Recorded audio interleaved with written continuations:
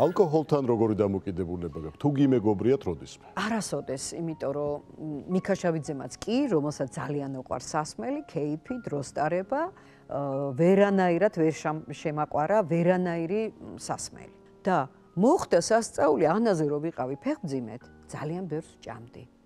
დამემართა სტრესისგან ბოლემია.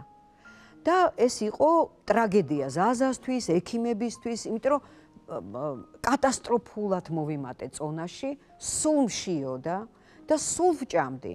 მიგზელავდნენ ამ ჭამას და როგორც კი ამიგზელავდნენ, ვიწყებდი ტირილს.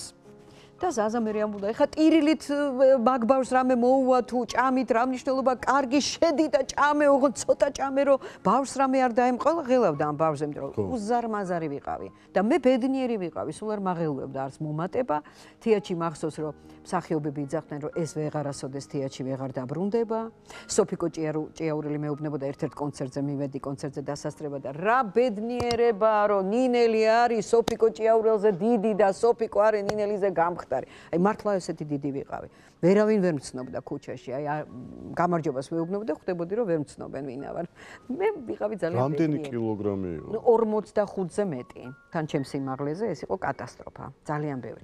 და მახსოვს რომ ზაზა ბოლო თვეებში უკვე მიგრძალავდა. მეუბნებოდა რომ სამანტყოფოში დაგაწვენ და ეს ისე მეშინოდა სამანტყოფოში დაწვენა არ მინდოდა და მეუბნებოდი რომ აი არ შევჭამ.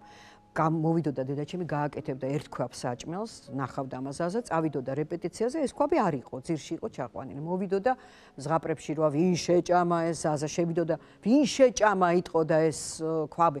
და მე ვაბრალი რუსიკო იყო დღეს ბოლქვაძე და იმან და მე და გაჩერდი რუსიკო ამდეს არ შეჭამდა სუჩხუბი იყო.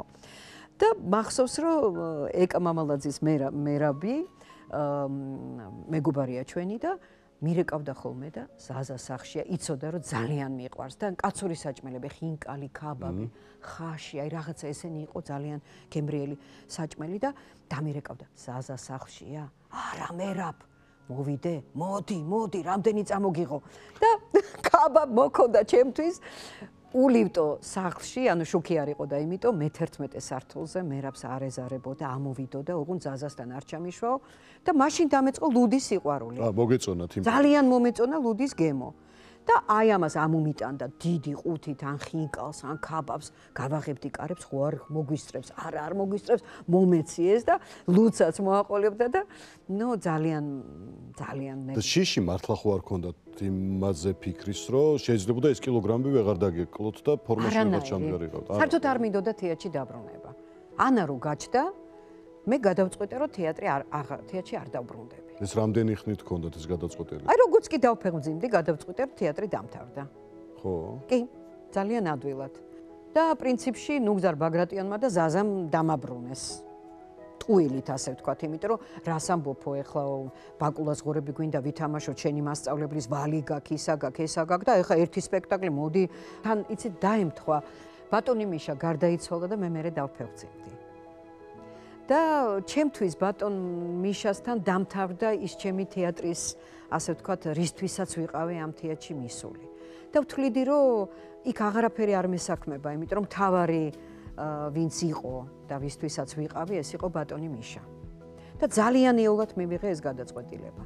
და ამავე დროს ამხელა სიხარული მეწვია ჩემი შვილი, რომლისგანაც არც ერთი წამის დაკარგვა არ მინდოდა, იმიტომ რომ ჩემი მეგობრები, ვინც ახალგაზრდობაში გააჩინეს ბავშვები, მერე ყველანი მოდიოდნენ და მაბანავებინე და ჩვენ ვეჩხუბებოდით, არა, ზაზარეკავდა, არავის ხელი არ მოაკიდებინო, მე მოვდივარ და ჩვენ უნდა ვაბანაოთ და ისინი ამბობდნენ ჩვენ რო გავაჩინეთ ახალგაზრდებმა, ეს ბავშვი ერთი სული ქონდა დედაჩემისთვის რომ მიდიოდა ჩემი ქმარი სადმეო საცეკვაოთ ან კლუბში ან დაბადების დღეზე, აი ეუნებ დედა დაიტოვე კიდე ერთი რა, კარგი და გავრბოდითო და მე და ზაზა აი ვიყავით თვალსაბახელ ზეწამწამზე მიზიხარ ესე ვიყავით ანასთან.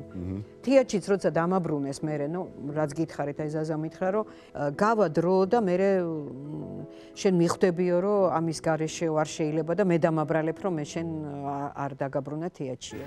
დედა რასა ვარ გადარჩენილი, რასა ვარ გადარჩენილი. რო ვფიქრდები ღიჟდები, რო ვფიქრდები. აი რას ლაპარაკობ, კაცო, ხანდახან აქ ამიდი არ ვარგან, რას ლაპარაკობ, რაღაც არის შოება. როგორ გეკადრება, გენოსოლე, გადასარევად ვარ, დინა, შვილები გვესდება, ქმრები გადასარევი, ხმა არა გვაქვს მოსახედი, გადასარევად.